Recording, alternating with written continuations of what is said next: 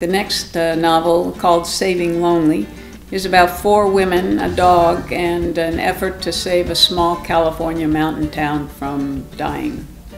I write from 4 to 8, sometimes 10 hours, depending on what I'm actually doing. If I'm trying to get the first draft down in particular, I can only take about 4 or 5 hours before I want to hurl myself or the computer through the window, so I usually stop at that point.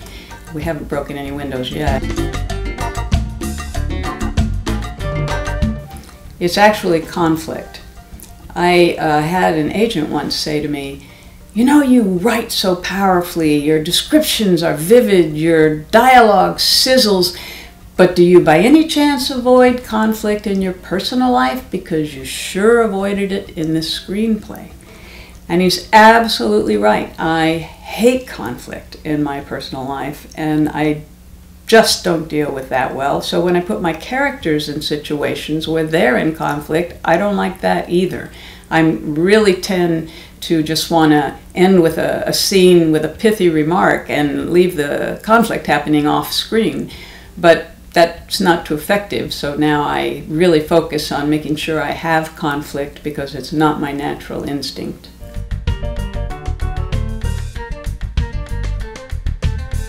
I do. I do a general outline, and the reason I do it is because, you know, just in terms of physical, I am one of have the worst sense of direction of anyone I know. I mean, I could walk outside the house, the sun could be setting, and I would have a hard time telling which way was west. Well, maybe not quite that bad, but close. And then if I do the same thing with a novel, I don't know where the book is going.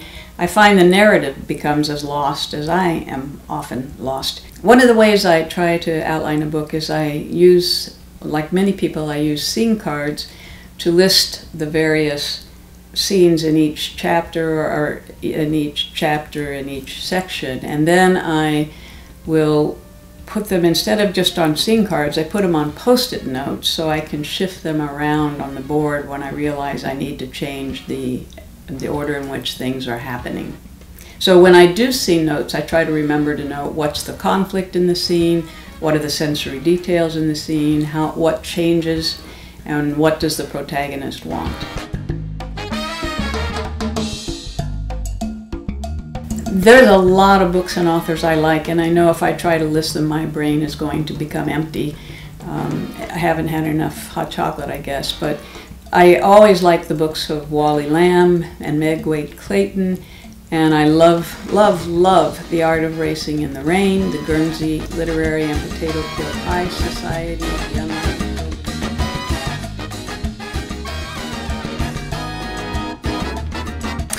Well, I have a good library of books about writing. One of my favorite books is by David Corbett called The Art of Character. I often turn to various writing books depending on which particular thing I'm stuck on, because they all have their strengths and weaknesses, and I usually get inspiration by reading through some passages in one of those books.